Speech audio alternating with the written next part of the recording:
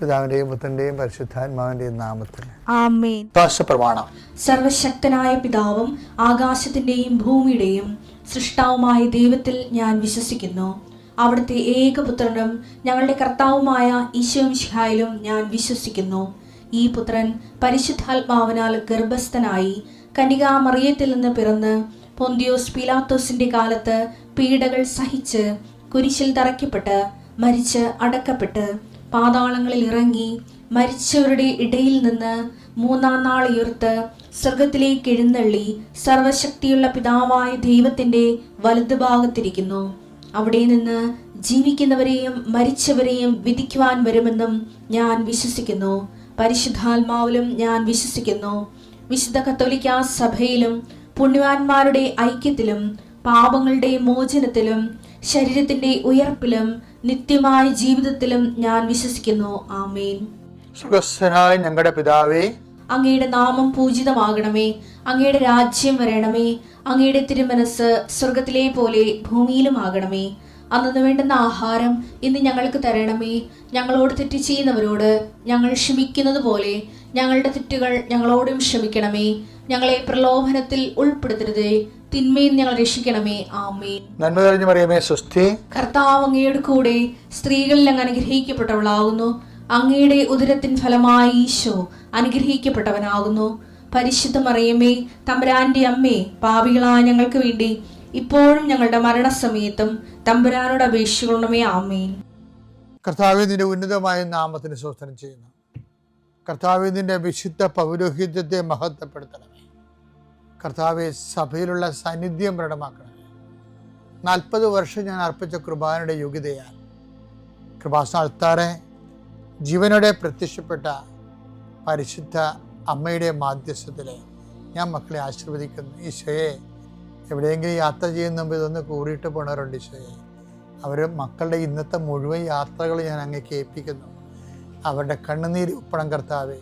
അവർ പോകുന്ന ഇടങ്ങളിൽ നീ അവിടെ കൂടെ പോകണം. പലരും ഒറ്റക്കാണ്, പലരും അവർ ഒറ്റക്ക് പോയിട്ട് നടക്കാത്ത പല കാര്യങ്ങൾക്ക് വേണ്ടിയാണ് പോണത്. ഓഫീസിലായാലും കോളേജിലായാലും സ്കൂളിലായാലും പരീക്ഷയ്ക്കായാലും ജോലിക്കായാലും ഇൻ്റർവ്യൂവിനായാലും മറ്റ് റവന്യൂ ആയിട്ടുള്ള കാര്യങ്ങൾക്കായാലും കർത്താവ്, അങ്ങയുടെ മക്കൾ പോകുന്ന ഇടങ്ങളിലെല്ലാം I come with you wherever you go. ലോകത്തെ ആവേശപ്പെടുത്തുന്ന അങ്ങയുടെ അഭിഷേക വചനമാണ്. നീ എവിടെ പോയാലും ഞാൻ നിലകൊണ്ടാകും. കർത്താവെ, ഞങ്ങൾ ആഴമായത് വിശ്വസിച്ചുകൊണ്ട് കർത്താവ്, ഈ മക്കൾ നിന്നെയും കൊണ്ടുപോകാൻ ഇടയാക്കണമേ. അമ്മേ, പരിശുദ്ധമേ, സമയത്തിൻ്റെ അധികാരി സഞ്ചാരി മാതാവേ, അങ്ങയുടെ മക്കളുടെ കൂടെ സഞ്ചരിക്കണമേ എന്ന് പ്രാർത്ഥിക്കുന്നു. പിതാവും പുത്രനും പരിശുദ്ധാത്മാവായ സർവ്വേശ്വരാ എന്നേക്കും ആമേൻ. എൻ്റെ പ്രിയപ്പെട്ടവരെ, ഈ വാഗ്ദാന പേടകത്തിൽ അധിഷ്ഠിതമായ ഒരു പ്രാർത്ഥനാ ജീവിതമാണ് ഉടമ്പടിക്കുള്ളത്. ഇപ്പം നമ്മൾ ഉടമ്പടിയിൽ ദൈവത്തോട് എന്താ പറയണത്? കർത്താവേ, അങ്ങയുടെ വാഗ്ദാനം പ്രാപിക്കാൻ ഞാൻ അങ്ങ് പറഞ്ഞ പോലെ ചെയ്ത് ജീവിച്ചോളാമെന്നാണ്. ഇപ്പം പുറപ്പാട് ജീവിതത്തിൽ നോക്കുമ്പോൾ എന്തൊക്കെ സംഭവിക്കുന്നുണ്ട്? ഇപ്പം ഇവർ ജെറിക്കോ കോട്ട പൊടിക്കുന്നുണ്ട്, അല്ലേ?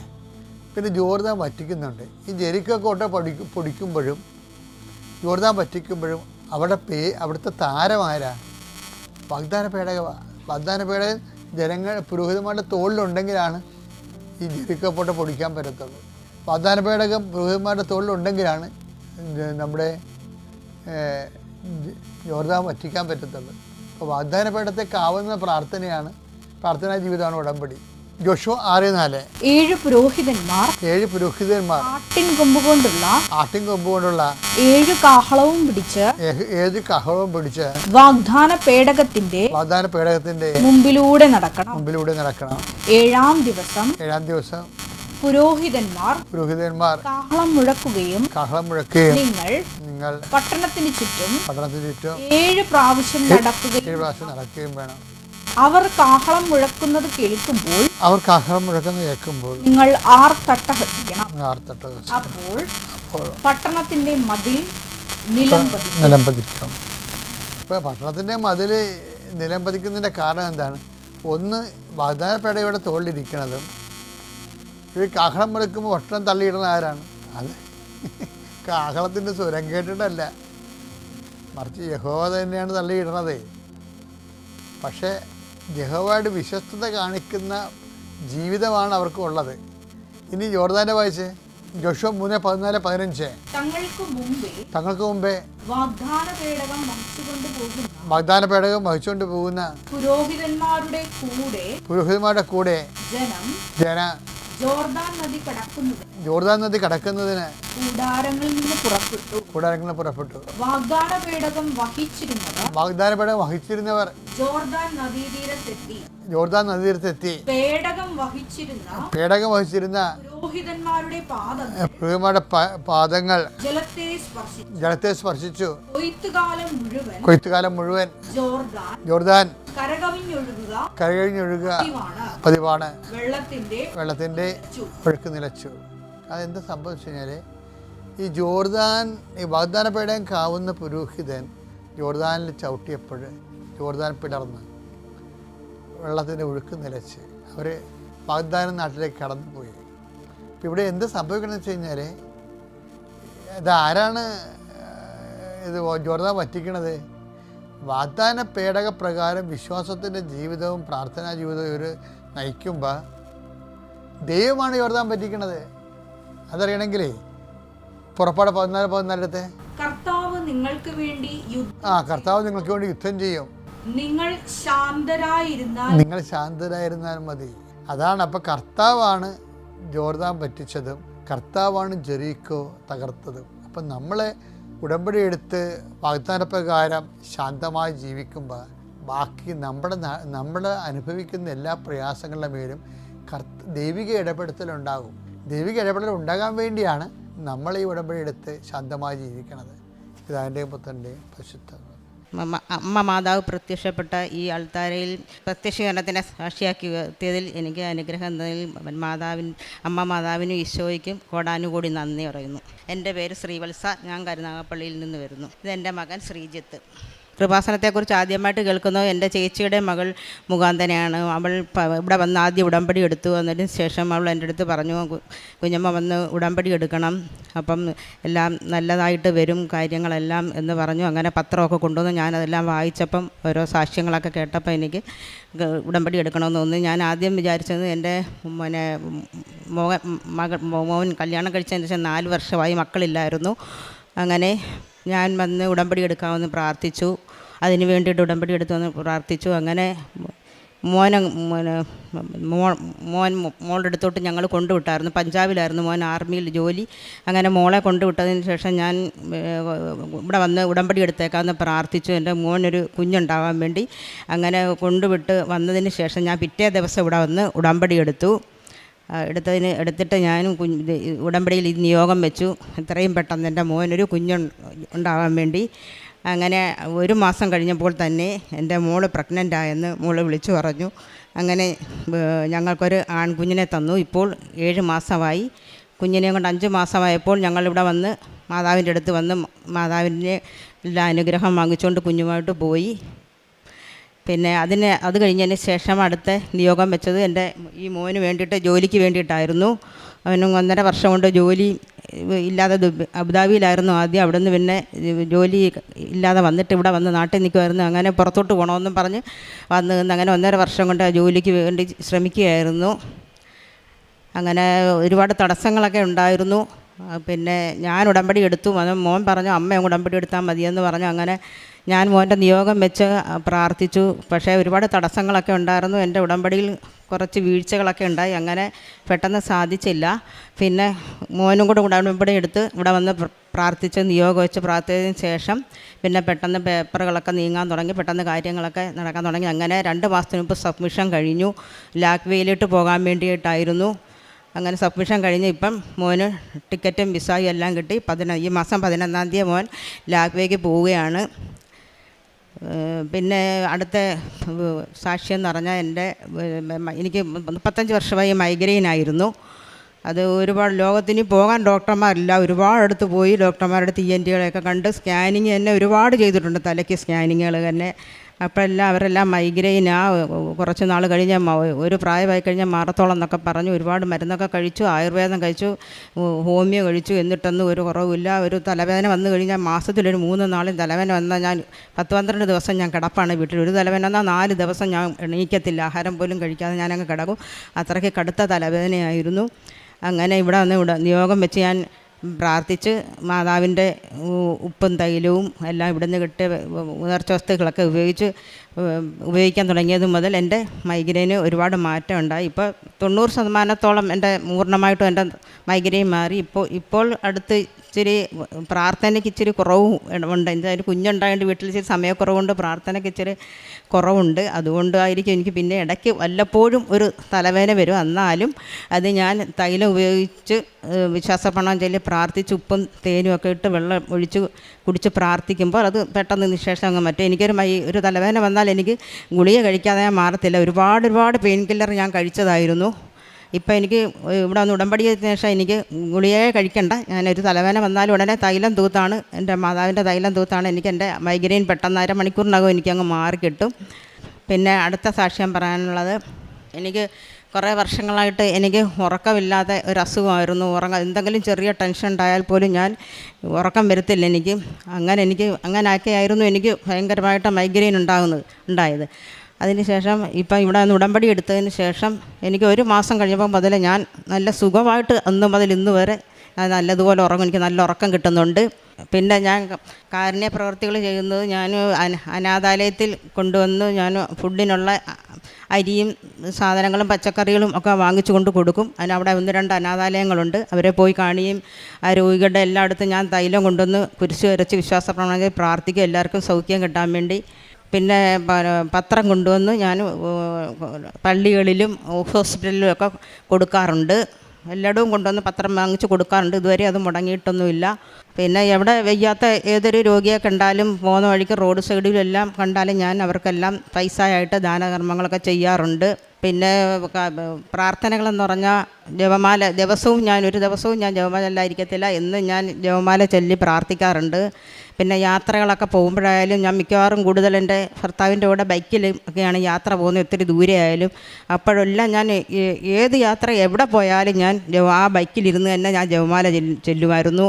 വിശ്വാസപ്രണവം എല്ലാം ചൊല്ലിയാണ്. അതുകൊണ്ട് ഒരു കുഴപ്പവും ഇതുവരെ ഏത് പോയ വഴിക്കും സുഖമായിട്ട് തന്നെയാണ് ഞങ്ങൾ തിരിച്ചിട്ട് വീട്ടിൽ വരുന്നത്. ഒരു കുഴപ്പവും എൻ്റെ മാതാവിൻ്റെ അനുഗ്രഹത്താൽ ഉണ്ടായിട്ടില്ല. ഒരു വിഷമവും ഉണ്ടായിട്ടില്ല. ഒരു പോകുന്ന വഴിക്ക് എപ്പോഴും വിശ്വാസപ്രമാണം ചൊല്ലും. ഇപ്പോഴായാലും ഇന്നായാലും ഇങ്ങോട്ട് വന്നപ്പോഴായാലും ഞങ്ങൾ കാറിലിരുന്നാലും ഞാൻ വെളുപ്പിനെ തൊട്ട് ഞാനിരുന്ന് വിശ്വാസപ്രമാണം ചൊല്ലി ജപമാല ചൊല്ലി പ്രാർത്ഥന തന്നെ, അച്ഛൻ്റെ പ്രാർത്ഥന തന്നെ ഞാൻ ഡെയിലി ബ്രെഡ് കാറിലിരുന്ന് ഞാൻ പ്രാർത്ഥിച്ചുകൊണ്ടാണ് ഇങ്ങോട്ട് വന്നത്. എവിടെ പോയാലും ആ പ്രാർത്ഥനകളെല്ലാം പോകുന്ന വഴിക്ക് തന്നെ ഇരുന്ന്, ബസ്സിലായാലും ഇരുന്ന് ഞാൻ പ്രാർത്ഥന ചെല്ലാറുണ്ട്, മുടക്കത്തില്ല. സായാഹ്ന പ്രാർത്ഥനയായാലും ഞാൻ കറക്റ്റ് സമയത്ത് ചെല്ലുന്നുണ്ട്.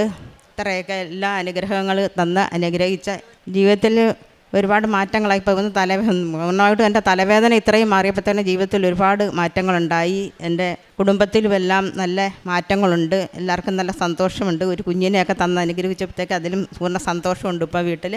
പിന്നെ എൻ്റെ മോനിപ്പം ജോലിയും കൂടെ ആയപ്പോഴത്തേക്ക് അതിലും എല്ലാ സന്തോഷമുണ്ട്. ഇത്രയൊക്കെ അനുഗ്രഹങ്ങൾ തന്ന അമ്മ മാതാവിനും ഈശോപ്പായിക്കും കോടാനുകൂടി നന്ദി പറയുന്നു. ഇനിയും മുന്നോട്ട് ഞാൻ ഈ ഉടമ്പടിയിൽ തന്നെ എൻ്റെ ജീവിതകാലം മുഴുവൻ ഞാൻ ജീവിക്കുമെന്ന് എൻ്റെ ഈശോയോട് ഉറപ്പ് പറയുന്നു. എൻ്റെ മോന് 2 വാക്ക് പറയാനായിട്ട് ഞാൻ കൊടുക്കുകയാണ്. എൻ്റെ പേര് ശ്രീജിത്ത് എന്നാണ്.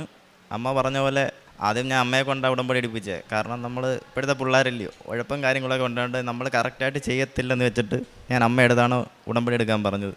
പിന്നെ അമ്മ വന്ന് ഉടമ്പടി എടുത്ത് ഞാൻ പ്രാർത്ഥിച്ചതിനെക്കാട്ടി കൂടുതൽ എൻ്റെ അമ്മയാണ് എനിക്ക് വേണ്ടി പ്രാർത്ഥിച്ചത്.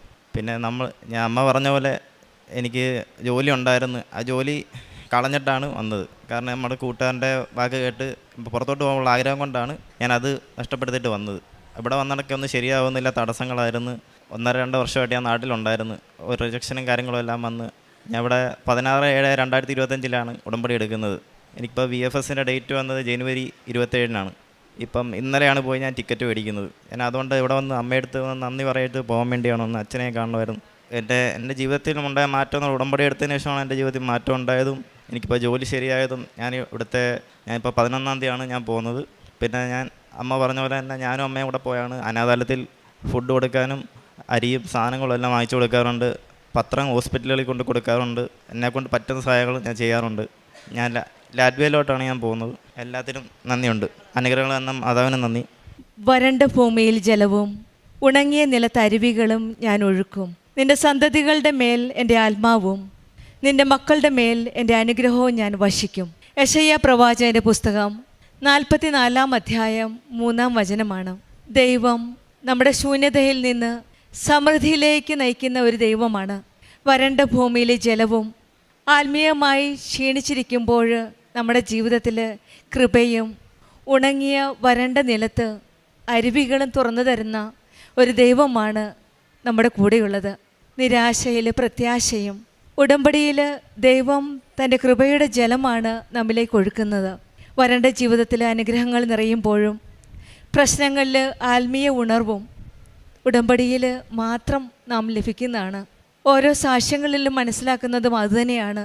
എന്തു ചെയ്യണം, എങ്ങനെ മുന്നോട്ട് പോകണം എന്ന് പറഞ്ഞ് ആ വരണ്ട ഭൂമിയിൽ യാത്ര ചെയ്യുമ്പോൾ പുതിയ ഒരു ജലം നൽകി, ഒരു നീരുറവ നൽകി നമ്മെ പുതിയ വഴിയിലേക്ക് നടത്തുന്നതാണ് ഉടമ്പടി.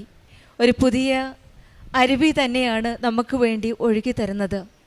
നമ്മുടെ ജീവിതത്തിലും സന്തതികളുടെ ജീവിതത്തിലും മക്കൾ അനുഗ്രഹമായിട്ടാണ് ഉടമ്പടി മക്കളുടെ ഓരോ സാക്ഷ്യത്തിലും മനസ്സിലാക്കുന്നത്. ശ്രീവത്സ എന്ന മകളുടെ സാക്ഷ്യത്തിലും ഈ സഹോദരി പറഞ്ഞതുപോലെ ആദ്യമൊക്കെ പത്രമാണ് കിട്ടിയത്. ആ പത്രം വായിക്കുകയും ഒരു കുഞ്ഞിന് വേണ്ടിയിട്ടാണ് പ്രാർത്ഥിച്ചത്. 4 വർഷമായി വിവാഹം കഴിഞ്ഞിട്ട് ഒരു കുഞ്ഞില്ലായിരുന്നു. ഉടമ്പടിയെടുത്ത് പ്രാർത്ഥിച്ചതിൻ്റെ ഫലമായിട്ട് 4 വർഷം സാധിക്കാത്ത കാര്യമാണ്. ഉടമ്പടിയെടുത്ത് 1 മാസം കൊണ്ട് മകൾ ഫോൺ വിളിച്ച് പറയുന്ന കൺസീവാണെന്ന്. ഉടമ്പടി ഉടനടി പരിഹാരം എന്നതുപോലെയാണ്. സമയചുരുക്കത്തിൻ്റെ അമ്മ, സമയത്തിനമേൽ അധികാരമുള്ള സ്വാധീനമുള്ള അമ്മയോടാണ് നാം ഓരോ കാര്യവും നിയോഗമായി സമർപ്പിച്ച് പ്രാർത്ഥിക്കുന്നത്. 4 വർഷം സാധ്യമാകാത്ത കാര്യമാണ് 1 മാസത്തിനുള്ളിൽ സാധ്യമാക്കി ഈ മക്കളെ അനുഗ്രഹിച്ചത്. പിന്നീട് ഇളയ മകൻ ശ്രീജിത്തിൻ്റെ കാര്യമാണ് മകൻ സാക്ഷ്യപ്പെടുത്തി. 1.5 വർഷത്തോളം ജോലിക്കായി ആഗ്രഹിച്ചു, ശ്രമിച്ചു, പക്ഷേ നടന്നില്ല. മകൻ ഉടമ്പടി എടുക്കാനായിട്ട് താല്പര്യമില്ലായിരുന്നു. അമ്മയോട് ഉടമ്പടി എടുക്കാൻ പറഞ്ഞു. അമ്മ പ്രാർത്ഥിച്ചു. പിന്നീട് മകന് തന്നെ ബോധ്യപ്പെട്ടു, ഇനി ഞാൻ പ്രാർത്ഥിക്കാതെ പറ്റില്ല എന്നൊരു ബോധ്യമായി. പിന്നീട് ശ്രീജിത്ത് തന്നെ ഉടമ്പടി എടുക്കുകയാണ്. ഉടമ്പടി എടുത്തത് പെട്ടെന്ന് തന്നെ ഈ മകന് ജോലി ശരിയാവുകയാണ്. ഇവിടെയും ഉടമ്പടി എടുത്ത് ഉടനടി ഈശോയും അമ്മയും ഈ സഹോദരങ്ങൾ ഈ മക്കളുടെ ജീവിതത്തിലേക്ക് കടന്നു വരികയാണ്. പെട്ടെന്ന് ജോലി ശരിയാവുകയും 9-ാം തീയതി മെയ് 11 ജോലിക്കായി പോവുകയാണ്. പരിശുദ്ധ അമ്മയുടെ പ്രത്യക്ഷീകരണത്തിൻ്റെ സാക്ഷിയായിട്ട് തന്നെയാണ് ഈ അമ്മയും മകനും ഇന്ന് അമ്മയുടെ സന്നിധിയിൽ വന്നിരിക്കുന്നത്. അമ്മയ്ക്ക് നന്ദി പറഞ്ഞിട്ട് വേണം ഈ മകന് ജോലിക്ക് പോകുവാനായിട്ട്. അതുപോലെ തന്നെയാണ് 35 വർഷത്തോളം മൈഗ്രെയിൻ ഉണ്ടായിരുന്നു. പല ഡോക്ടേഴ്സിനെയും കണ്ടു, ഫലമില്ല. ഉടമ്പടി വസ്തുക്കളായ തൈലവും നേർച്ച വസ്തുക്കളായ ഉടമ്പടി ഉപ്പും ഉപയോഗിച്ച് പ്രാർത്ഥിച്ചതിൻ്റെ വിശ്വാസപ്രമാണം ചെല്ലിയതിൻ്റെ ഫലമായിട്ട് ഈ സഹോദരിക്ക് 35 വർഷം ഉണ്ടായിരുന്ന രോഗത്തിൽ നിന്നാണ് ഈശോയും അമ്മയും സൗഖ്യപ്പെടുത്തുന്നത്. ഇവിടെയും ഉടമ്പടി മക്കളുടെ ജീവിതത്തിൽ ഓരോ കാര്യത്തിലും നമ്മുടെ ആ വരേണ്ട സമയത്ത് നമുക്ക് എന്ത് ചെയ്യണം, ഡോക്ടേഴ്സ് പോലും ഫലമില്ലാത്ത എന്ന് വെച്ചാൽ മരുന്ന് കഴിച്ചിട്ടും ഫലമില്ലാത്ത അവസ്ഥയിൽ ഈശോയും അമ്മയുടെയും ഈ മക്കളെ അനുഗ്രഹിക്കുകയാണ്. ഇവിടെയും ഉടമ്പടി വസ്തുക്കളുടെ വിശ്വാസത്തോടെയുള്ള പ്രയോഗത്തിലാണ് രോഗസൗഖ്യം ലഭിക്കുന്നത്. ഉറക്കമില്ലായ്മയും അതുപോലെ തന്നെയാണ്. പലർക്കും വിചാരിക്കും ഇതെന്താണ് ഉറക്കമില്ലായ്മ എന്ന്. പക്ഷെങ്കിൽ ഉറക്കമില്ലാതെ ഉറക്കളച്ച് രാത്രി കഴിക്കുന്ന മക്കൾക്കറിയാം അതിൻ്റെ ബുദ്ധിമുട്ടുകൾ. അങ്ങനെ അതും ഈശോയുടെയും അമ്മയുടെയും അനുഗ്രഹത്താൽ ഉടമ്പടി എടുത്തതിന് ശേഷം നല്ലൊരു ഉറക്കം നൽകി ഉറങ്ങാനുള്ള ഒരു അനുഗ്രഹം നൽകിയാണ് ഈ സഹോദരി അനുഗ്രഹിക്കുന്നത്. ജീവിതത്തിൽ കൂടുതൽ സമാധാനവും സന്തോഷവുമാണ് ഉടമ്പടി ജീവിതത്തിൽ വന്നതിൽ പിന്നെ ഈ കുടുംബം അനുഭവിക്കുന്നത്. ഈശോയുടെയും അമ്മയുടെയും ചേർന്ന് നിൽക്കുമ്പോൾ ഓരോ ദിവസവും ഈശോയുടെയും അമ്മയുടെയും അനുഗ്രഹമാണ് ഇവരുടെ ജീവിതത്തിൽ. വരണ്ട ഭൂമിയിൽ ജലം നൽകുന്ന ദൈവം, ഉണങ്ങിയ നിലത്ത് അരുവികൾ തുറക്കുന്ന ദൈവം കൂടെയുണ്ടെങ്കിൽ നമുക്ക് എന്തിനു ഭയപ്പെടണം?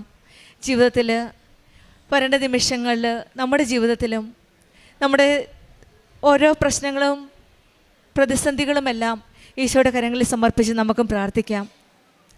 അമ്മ മാതാവ് കൃപാസനം അമ്മയാണ് കൃപയിലേക്കുള്ള വഴി തുറന്നു തരുന്നത്, നമ്മെ കരം പിടിച്ച് ആ കൃപയിലേക്ക് നയിക്കുന്നത്. യോഹന്നാൻ്റെ സുവിശേഷം 2:5 പറയുന്നത് അവൻ പറയുന്ന പോലെ ചെയ്യുക എന്നാണ്. പരിശുദ്ധ അമ്മയുടെ വചനം കേട്ട് നമുക്കും അവൻ പറയുന്ന പോലെ ചെയ്തുകൊണ്ട് ഉടമ്പടി ജീവിതം കൂടുതൽ തീക്ഷ്ണതയോടെ മുന്നോട്ട് നയിക്കാം. ഉടമ്പടി വിശ്വസ്തയോടെ നയിക്കുമ്പോൾ ദൈവം നമ്മെ പുതുക്കും, ആത്മാവിൽ നിറയ്ക്കും. കൃപാസനം ഉടമ്പടി വഴി അമ്മയുടെ ഇടപെടലിലൂടെ ദൈവത്തിൻ്റെ ആത്മാവും അനുഗ്രഹവും നമ്മിൽ ഒഴുകട്ടെ എന്ന് പ്രാർത്ഥിച്ചുകൊണ്ടും ശ്രീവത്സയ്ക്കും കുടുംബത്തിനും ലഭിച്ച ഈ വലിയ അനുഗ്രഹങ്ങൾക്ക് നമ്മൾക്ക് കരങ്ങളടിച്ച് ദൈവത്തെ മഹത്വപ്പെടുത്താം. ഈശോയ്ക്ക് സ്തുതിയായിരിക്കട്ടെ. പരിശുദ്ധ അമ്മ പ്രത്യക്ഷപ്പെട്ട ഈ ആൾത്താരെ പ്രത്യക്ഷീകരണത്തിൻ്റെ സാക്ഷിയായി ഉയർത്തിയ എന്നെ എൻ്റെ അമ്മയും ഈശോയ്ക്കും അമ്മയ്ക്കും 1000 നന്ദി. എൻ്റെ പേര് റോബിൻ, ഇതെൻ്റെ അമ്മ. ഞങ്ങൾ വരുന്നത് ആലപ്പുഴ ജില്ലയിലെ പുളുങ്ങുന്നിൽ നിന്നാണ്. അവിടുന്ന് സെൻറ്റ് മേരീസ് ഇടവക അംഗമാണ് ഞാൻ. ഇവിടെ എൻ്റെ ആദ്യത്തെ സാക്ഷ്യം എനിക്കൊരു വിദേശത്ത് ജോലി ശരിയാക്കി തന്നതാണ്. കൃപാസനത്തിൽ ഞാൻ ആദ്യമായിട്ട് ഉടമ്പടി എടുക്കുന്നത് 29/4/2025 എന്നിട്ട് ഉടമ്പടി ഞാൻ എടുത്തെന്ന് മാത്രമേ ഉള്ളൂ, പക്ഷേ അത് പാലിക്കുകയൊന്നും ഇല്ലായിരുന്നു. അങ്ങനെ ഞാൻ ഇങ്ങനെ പൊയ്ക്കൊണ്ടിരിക്കുകയായിരുന്നു. അങ്ങനെ കഴിഞ്ഞ വർഷം നവംബറിൽ എനിക്ക് ഉണ്ടായിരുന്നൊരു ജോലി ഞാൻ റിസൈൻ ചെയ്ത് വിസിറ്റിംഗ് വിസ എടുത്ത് വിദേശത്ത് പോയിട്ട് അവിടുന്ന് ജോലി തിരക്കാമെന്നായിരുന്നു എൻ്റെ പ്ലാൻ. എൻ്റെ കൂട്ടുകാരൻ അവിടെ ഉണ്ടായിരുന്നു, കൂട്ടുകാരും റിലേറ്റീവ്സൊക്കെ ദുബായിൽ ഉണ്ടായിരുന്നു.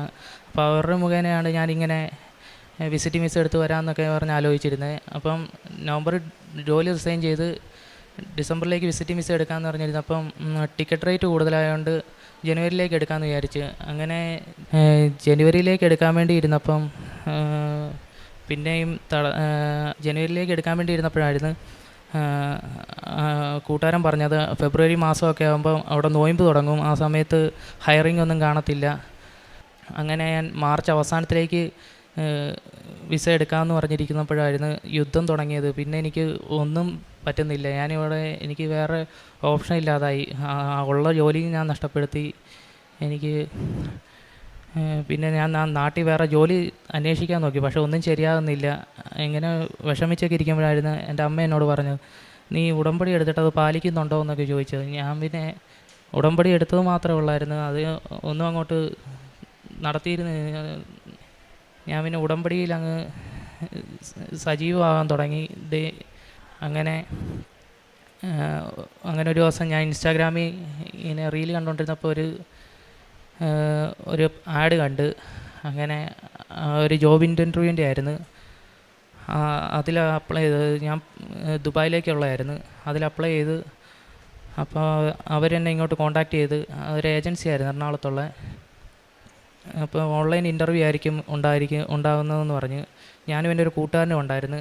അങ്ങനെ ഓൺലൈൻ ഇൻ്റർവ്യൂ ഒക്കെ ആയി ഞങ്ങൾ അറ്റൻഡ് ചെയ്തു. പക്ഷേ ഞങ്ങൾ പറഞ്ഞ ഇതിന് വേണ്ടി അല്ലായിരുന്നു അവർ ഇൻ്റർവ്യൂ നടത്തിയത്. അപ്പോൾ ഞാൻ പറഞ്ഞു, ഇനി അങ്ങനെയാണെങ്കിൽ ജോലി ഇത് വേണ്ടെന്ന് പറഞ്ഞ്. അപ്പം കൂട്ടുകാരനും അങ്ങനെ ആയിരുന്നു പറഞ്ഞത്. അങ്ങനെ ഒന്നും ശരിയാകാതിരുന്ന അങ്ങനെ 1 മാസത്തിന് ശേഷം ആ ഏജൻസിയിൽ നിന്ന് തന്നെ തിരിച്ചു വിളിക്കുകയും ചെയ്യും. ആ കമ്പനി പുതിയൊരു വേക്കൻസി ഇട്ടിട്ടുണ്ട്, അവിടത്തേക്ക് നിന്നെ ഹയർ ചെയ്തെന്ന് പറഞ്ഞ് തന്നെ വിളിച്ചത്. എന്നിട്ട് അവിടുന്ന് പെട്ടെന്ന് തന്നെ ഒരാഴ്ചയ്ക്കുള്ളിൽ തന്നെ എനിക്ക് ഓഫർ ലെറ്റർ വരികയും ഓഫർ ലെറ്റർ അവിടെ പോയി സൈൻ ചെയ്ത് അയച്ച പിന്നെ അപ്പം തന്നെ 2-3 ദിവസത്തിനുള്ളിൽ തന്നെ വിസ വരികയും ചെയ്തു. പിന്നെ ടിക്കറ്റിന് വേണ്ടി ഇങ്ങനെ വെയിറ്റ് ചെയ്തിരിക്കുകയായിരുന്നു. ടിക്കറ്റ് ഉടനെ വരും. ഏതായാലും ഏപ്രിൽ 29 പോകാൻ പറ്റുമെന്നാണ് അവർ പറഞ്ഞിരുന്നത്. എന്തായാലും അങ്ങനത്തെ ഡേറ്റിലേക്ക് പോകാമെന്നാണ് അവർ പറഞ്ഞത്. അങ്ങനെ നോക്കിയിരുന്നിട്ട് ഏപ്രിൽ 28 ആയിട്ടും വിസ വന്നില്ല. അങ്ങനെ ഞാൻ 28 ഒരു ചൊവ്വാഴ്ചയായിരുന്നു. ഞാനങ്ങനെ വീട്ടിൽ ഇരുന്ന് ഉടമ്പടി ധ്യാനം ഫോണിൽ കണ്ടുകൊണ്ടിരിക്കുകയായിരുന്നു. ആ സമയത്ത് ഫോണിലേക്ക് ഒരു നോട്ടിഫിക്കേഷൻ വന്ന്. അപ്പോഴാണ് ടിക്കറ്റായിരുന്നു അത്. എനിക്ക് ഈ മാസം 9-ാം തീയതി ശനിയാഴ്ച ഞാൻ ദുബായിലേക്ക് പോവുകയാണ്. അതെല്ലാം മാതാവിൻ്റെ ഈശോയുടെ ഒരു ഇതിലാണ്. എനിക്കൊരു മെറിറ്റും ഇല്ല. Not my merit but by grace. മാതാവിൻ്റെ ഈശോയുടെ അനുഗ്രഹത്താലാണ് എനിക്കെല്ലാം സാധ്യമായത്. പിന്നെ എനിക്ക് 7 വർഷമായിട്ടൊരു അലർജി ഉണ്ടായിരുന്നു, ഈ ജലദോഷവും തുമ്മലും.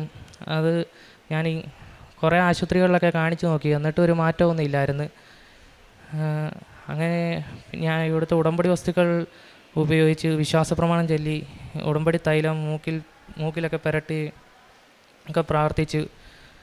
അങ്ങനെ എൻ്റെ അസുഖം എനിക്ക് പൂർണ്ണമായും മാറ്റി തന്നു. ഇപ്പോൾ ഈ 2 മാസമായിട്ട് എനിക്ക് ജലദോഷവും തുമ്മലും അങ്ങനെയൊന്നും ഉണ്ടാകാറില്ല. അതിന് മുന്നേ ഞാൻ ഇവിടെ എനിക്ക് എന്നെ അറിയാവുന്ന കൂട്ടുകാർക്കെല്ലാം അറിയാം. ഞാൻ എപ്പോഴും എൻ്റെ കയ്യിൽ ഒരു ടവലോ എന്തെങ്കിലും കാണും. ഞാൻ സിട്രസിൻ കഴിക്കാതെ എനിക്ക് നടക്കാൻ പോലും പറ്റത്തില്ല. ഞാൻ എപ്പോഴും ഒരു വല്ലാത്തൊരവസ്ഥയിലായിരുന്നു നടന്നുകൊണ്ടിരുന്നത് എപ്പോഴും. പിന്നെ പ്രേക്ഷിത പ്രവർത്തനങ്ങളായിട്ട് ഉടമ്പടി ഉപ്പ് കഴിക്കുകയും ഉടമ്പടി തൈലം തേച്ച് പ്രാർത്ഥിക്കുകയൊക്കെ ചെയ്ത് വിശ്വാസപ്രമാണം ചെയ്ത് പ്രാർത്ഥിക്കുകയും ചെയ്തപ്പോഴാണ് എനിക്ക് രോഗസൗഖ്യം കിട്ടിയത്. പിന്നെ പ്രേക്ഷിത പ്രവർത്തനമായിട്ട് ഇവിടുന്ന് കിട്ടിയ പത്രം ഞാൻ റെയിൽവേ സ്റ്റേഷനിലും ഓട്ടോ സ്റ്റാൻഡിലും അടുത്തുള്ള വീട്ടുകളിലൊക്കെ കയറി നടന്ന് പ്രാർത്ഥിച്ച് കൊടുക്കുമായിരുന്നു.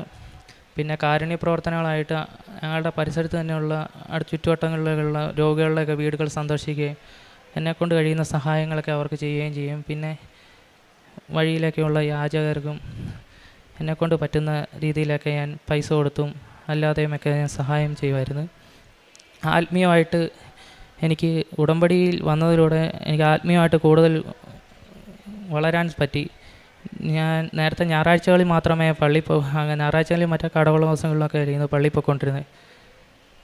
ഇപ്പം ഞാൻ ഡെയിലി പള്ളിയിൽ പോകും. 2 ആഴ്ച കൂടി ഇരിക്കുമ്പം കുമ്പസാരിക്കും. പിന്നെ വീട്ടിൽ കുടുംബ പ്രാർത്ഥനയൊക്കെ ഇല്ലാത്ത സമയത്തിൽ ഞാൻ ഒന്നെങ്കിൽ അമ്മ എന്നെ കിടന്ന് വിളിക്കും, ഞാൻ ഒന്നെങ്കിൽ കൂട്ടുകാരൊക്കെ ആയിട്ട് പുറത്തൊക്കെ ആയിരിക്കും. എനിക്കങ്ങനെ അത് കഴിഞ്ഞിട്ടൊക്കെ ആയിരിക്കും ഞാൻ വീട്ടിൽ വരുന്നത്. അല്ലെങ്കിൽ ഞാൻ വീട്ടിലുണ്ടെങ്കിൽ തന്നെ ഏതെങ്കിലും ഒരു മൂലയിൽ പോയിരുന്ന് കുടുംബ പ്രാർത്ഥനയൊക്കെ അറ്റൻഡ് ചെയ്തുകൊണ്ടിരിക്കുകയായി. ഇപ്പം ഉടമ്പടിയിലായപ്പം ഞാനാണ് വീട്ടിൽ കുടുംബ പ്രാർത്ഥന ലീഡ് ചെയ്യുന്നത്. പിന്നെ ബൈബിൾ ഇപ്പം നേരത്തെ കുടുംബ പ്രാർത്ഥന കഴിയുമ്പോഴായിരുന്നു ബൈബിൾ വായിച്ചു. അത് കുറച്ച് നേരത്തേക്കൊന്ന് വായിച്ച് ചെറിയ അധ്യായമൊക്കെ നോക്കി വായിച്ച് ഇപ്പം അരമണിക്കൂറും അതിലേറെയൊക്കെ ബൈബിൾ വായിക്കുന്നുണ്ട്. പിന്നെ കൊന്ത ചൊല്ലി പ്രാർത്ഥിക്കും. പിന്നെ അച്ഛൻ്റെ ഡെയിലി ബ്രെഡ് എല്ലാ ദിവസവും കാണുകയും പിന്നെ സാക്ഷ്യങ്ങൾ എല്ലാം അറ്റൻഡ് ചെയ്യും, എല്ലാം കാണുകയും ചെയ്യും. പിന്നെ ഉടമ്പടി ദാനം കൂടുകയും അത് ഷെയർ ചെയ്യുകയും ചെയ്യും. പിന്നെ ഈ സാക്ഷ്യത്തിൻ്റെയും ഡെയിലി ബ്രെഡിൻ്റെയൊക്കെ അടിയിൽ വരുന്ന കമൻറ്റിൽ ഓരോരുത്തർ പ്രാർത്ഥനാ സഹായങ്ങളൊക്കെ അപേക്ഷിക്കാറുണ്ട്. പിന്നെ അവർക്ക് വേണ്ടിയുമൊക്കെ പ്രാർത്ഥിക്കും. ഇത്രയേറെ അനുഗ്രഹങ്ങൾ തന്ന ഈശോയ്ക്കും അമ്മ മാതാവിനും ഒരുപാട് നന്ദി. എൻ്റെ പേര് റോസമ്മ. ഞാൻ 25/3/2025 ഉടമ്പടി എടുത്തിരിക്കുന്നത്. അമ്മയ്ക്കും ഈശോയ്ക്കും 1000 നന്ദി. ഈ അൽത്താരെ കയറി സാക്ഷ്യം പറയാൻ ഭാഗ്യം തന്നതിനെ ഓർത്ത് അങ്ങേക്ക് നന്ദി പറയുന്നു. പിന്നെ എനിക്ക് വെരിഗോസ് വെയിൻ്റെ കാലിൻ്റെ മടക്കിനൊക്കെ ഭയങ്കര വേദനയായിരുന്നു. എനിക്ക് കാല് മടക്കാനോ മുത്താനും ഒന്നും പാടായിരുന്നു. എനിക്ക് 20 വർഷമായി ചിക്കൻ ഗുനിയ വന്നേ പിന്നെ മുട്ട് കുത്തുകയോ ഒന്നും ഞാൻ ചെയ്തിട്ടില്ല.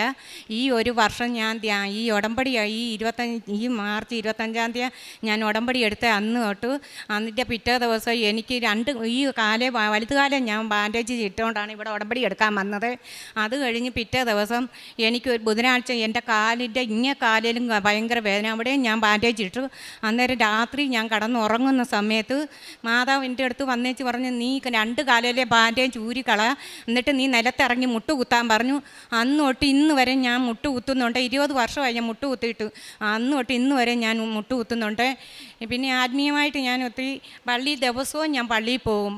പണ്ടോട്ടെ എനിക്ക് ഞാൻ 10-20 കൊന്തയൊക്കെ ചെല്ലും. അങ്ങനെയൊക്കെ ഒത്തിരി ചെയ്യുന്നുണ്ട്. പിന്നെ പ്രേക്ഷിത ഈ കാരുണ്യ പ്രവൃത്തി എന്ന് പറഞ്ഞാൽ പത്രങ്ങൾ ഞാൻ എല്ലായിടത്തും എനിക്കൊരാക്ഷേപവും ഇല്ല.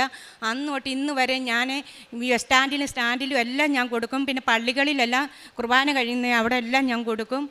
അങ്ങനെ കിട്ടുന്നതെല്ലാം ഞാൻ ചെയ്യും. പിന്നെ എല്ലാവർക്കും ഞാൻ ഓരോരുത്തർക്ക് ഭക്ഷണത്തിന് അങ്ങനെയൊക്കെ ഞങ്ങളുടെ വീടുകളിൽ ഭക്ഷണത്തിന് ഇങ്ങനെയൊക്കെ വരും ചോദിക്കുന്നവർക്കൊക്കെ ഞാൻ ഭക്ഷണം കൊടുക്കുക. അതുപോലെ തന്നെ ആശുപത്രി ഞങ്ങളുടെ ഗ്രൂപ്പിൽ ഇങ്ങനെ ആഹാരമൊക്കെ കൊടുക്കുന്ന കൂട്ടത്തിൽ 3-4 പൊതിയൊക്കെ വെച്ച് ഞാൻ കൊടുക്കും. പിന്നെ അതുപോലെ തന്നെ പൈസയൊക്കെ എൻ്റെ മുമ്പിൽ കൈ നിർത്തുന്നവർക്കെല്ലാം ഞാൻ ഇടത് കൈ അറിയാതെ വലത് കൈ കൊണ്ട് ചെയ്യുന്നതാണ് പണ്ട് തൊട്ട് എനിക്ക് ശീലം. പക്ഷേ ഇപ്പം നമ്മളതെല്ലാം പറയണം. അതുകൊണ്ട് ഞങ്ങൾ പറയുന്നതാണ്. നമ്മൾ ഒത്തിരി കാരുണ്യപ്രവൃത്തിൻ്റെ എല്ലാം ഞാൻ പ്രേക്ഷിതയിലെല്ലാം ഞാൻ ചെയ്യുന്നുണ്ട്. ഇത്രയും അമ്മയ്ക്കും ഈശോയ്ക്കും 1000 നന്ദി പറഞ്ഞുകൊണ്ട് ഞാൻ നിർത്തുന്നു. നാം വിളിച്ചപേക്ഷിക്കുമ്പോഴൊക്കെ നമ്മുടെ ദൈവമായ കർത്താവ് നമുക്ക് സമീപസ്ഥനായിരിക്കുന്നത് പോലെ ദൈവം ഇത്ര അടുത്തുള്ള വേറെ ഏത് ശ്രേഷ്ഠ ജനതയാണുള്ളത്? നിയമാവർത്തനം 4:7. പഴയ നിയമത്തിൽ മോശ ജനങ്ങളോട് പറഞ്ഞത് ഇസ്രായേൽ ജനത്തിന് ഏറ്റവും വലിയ അനുഗ്രഹം ദൈവത്തിൻ്റെ സാന്നിധ്യമാണെന്നാണ്. ഇന്നിൻ്റെ ആവശ്യമനുസരിച്ച് ഇന്നിൻ്റെ മക്കൾക്ക് ഏറ്റവും വലിയ അനുഗ്രഹം ഉടമ്പടിയാണ്. ആ ഉടമ്പടിയിൽ ലഭിക്കുന്ന ദൈവ സാന്നിധ്യമാണ് നമുക്ക് ഏറ്റവും വലിയ അനുഗ്രഹം. ഉടമ്പടി മക്കളുടെ ജീവിതത്തിൽ നാം ദൈവത്തെ വിളിക്കുമ്പോൾ, പ്രാർത്ഥിക്കുമ്പോൾ കേൾക്കുന്ന ഒരു ദൈവമാണ്, പ്രതികരിക്കുന്ന ഒരു ദൈവമാണ് നമ്മുടെ കൂടെയുള്ളത്. നമ്മുടെ കഷ്ടതയിൽ ദൈവത്തെ വിളിക്കുമ്പോൾ, വിശ്വാസത്തോടെ ഉടമ്പടി പാലിക്കുമ്പോൾ രോഗാവസ്ഥയിൽ രോഗശാന്തിയും രോഗസൗഖ്യവും, ജോലി ഇല്ലായ്മയിൽ ജോലി നൽകിയും അനുഗ്രഹിക്കുന്ന ഒരു ദൈവത്തെയാണ് നാം ഓരോ സാക്ഷ്യങ്ങളിലും കേൾക്കുന്നതും അനുഭവിക്കുന്നതും. റോബിൻ ചാക്കോ എന്ന മകൻ്റെ സാക്ഷ്യത്തിൽ വിദേശത്ത് പോകാനുള്ള ആഗ്രഹത്തോടെയാണ് പരിശുദ്ധ അമ്മയുടെ ഈ സന്നിധിയിൽ വന്ന് പ്രാർത്ഥിച്ചത്. ആദ്യമൊക്കെ ഉടമ്പടി എടുത്തെങ്കിലും അത്ര തീഷ്ണതയോടെ പ്രാർത്ഥിക്കുവാനായിട്ടുള്ള താല്പര്യമില്ലായിരുന്നു. പിന്നീട് അമ്മയും മകനും ഈ പ്രാർത്ഥനയിൽ വരികയും ഉടമ്പടി പ്രാർത്ഥന ചെല്ലുകയും ഏതോ ഒരു ദിവസം പെട്ടെന്ന് ഇൻസ്റ്റാഗ്രാമിൽ ഒരു വേക്കൻസിയുടെ ആഡ് കാണുകയും ആ ഇൻ്റർവ്യൂവിന് പോവുകയുമാണ് ചെയ്തത്. പക്ഷെങ്കിൽ ആ ഇൻ്റർവ്യൂവിൻ്റെ വേക്കൻസി ഈ മകൻ പഠിച്ചതിനനുസരിച്ചല്ലായിരുന്നത് കൊണ്ട് ആ ജോലി കിട്ടാതാവുകയും പിന്നീട് ഈ മകന് കൂടുതൽ തീഷ്ണതയോടെ പ്രാർത്ഥിക്കുകയും ഉടമ്പടിയിൽ കൂടുതൽ ആത്മാർത്ഥതയോടെ ജീവിക്കാൻ തുടങ്ങുകയുമാണ് ചെയ്യുന്നത്. ഒരു മാസത്തിന് ശേഷം വീണ്ടും ആ സ്ഥലത്തും തന്നെ കോൾ വരികയാണ്. ആ ജോലിക്കല്ല, അവർ തന്നെ വേറൊരു വേക്കൻസി ശരിയാക്കി ഈ മകനെ വിളിക്കുകയാണ്. ഇവിടെയാണ് ഈശോയുടെയും അമ്മയുടെയും ഇടപെടലുകൾ. നമ്മുടെ ആവശ്യമനുസരിച്ച് നമ്മൾ വിളിക്കുമ്പോൾ നമുക്ക് സമീപസ്ഥനായിരിക്കുന്ന ഒരു ദൈവമാണ് നാം കൃപാസനത്തിൽ വരുമ്പോൾ കാണുന്നതും കേൾക്കുന്നതും. പെട്ടെന്ന് തന്നെ ഈ മകന് ഒരു പുതിയ വേക്കൻസി കിട്ടുകയും അവിടെ ജോലി ലഭിക്കുകയുമാണ്. ഓഫർ ലെറ്ററും വിസയും എല്ലാം വളരെ പെട്ടെന്ന് തന്നെ കിട്ടുകയും ചെയ്തു. നാം ഓരോ സാക്ഷ്യങ്ങൾ കേൾക്കും, എത്രയോ ദിവസങ്ങളും മാസങ്ങളും എടുക്കുന്ന കാര്യങ്ങളാണ്. പക്ഷേ ഈ മകൻ്റെ കാര്യത്തിൽ വീണ്ടും സമയ ചുരുക്കത്തിൻ്റെ അമ്മ ഇടപെട്ട് ടിക്കറ്റും വിസയും പെട്ടെന്ന് കൊടുക്കുകയും ജോലി തന്നെ പെട്ടെന്ന് ഒരു വേക്കൻസി ഇല്ലായിരുന്ന സ്ഥലത്ത് ഒരു വേക്കൻസി ഉണ്ടാക്കി ഈ മകന് ജോലി ലഭിക്കുകയായിരുന്നു. ഇവിടെയും ഈശോയുടെയും അമ്മയുടെയും സാന്നിധ്യമാണ്, ഇടപെടലാണ് നാം കാണുന്നത്. പെട്ടെന്ന് തന്നെ അതും ഒരു ചൊവ്വാഴ്ച യൂട്യൂബിൽ ബഹുമാനപ്പെട്ട ജോസഫ് അച്ഛൻ്റെ ധ്യാനം കേൾക്കുന്ന സമയത്ത് മൊബൈലാണ് കേട്ടുകൊണ്ടിരിക്കുന്നത്. അന്നേരമാണ് പെട്ടെന്ന് നോട്ടിഫിക്കേഷൻ വരുന്നത് ടിക്കറ്റിൻ്റെ കാര്യവും. യുദ്ധത്തിൻ്റെ സമയത്ത് ടിക്കറ്റ് കിട്ടാൻ വളരെ ബുദ്ധിമുട്ടുള്ള സമയമാണ്.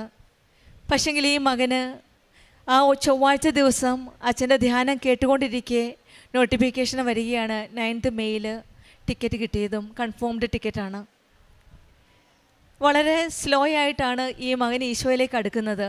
പക്ഷെങ്കിൽ എത്രമാത്രം സ്ലോ ആയിരുന്നോ അത്രമാത്രം വേഗതയിലാണ് ഈ മകൻ വിശ്വാസത്തിൽ കൂടുതൽ ഈശോയോട് അടുക്കുകയും ഈശോയുടെ അമ്മയോട് ചേർന്ന് നിന്ന് ഓരോ കാര്യങ്ങൾ ചെയ്യുകയും ഉടമ്പടി ജീവിതം കൂടുതൽ തീഷ്ണതയോടെ ആത്മാർത്ഥതയോടെ നയിക്കുകയും ചെയ്തത്.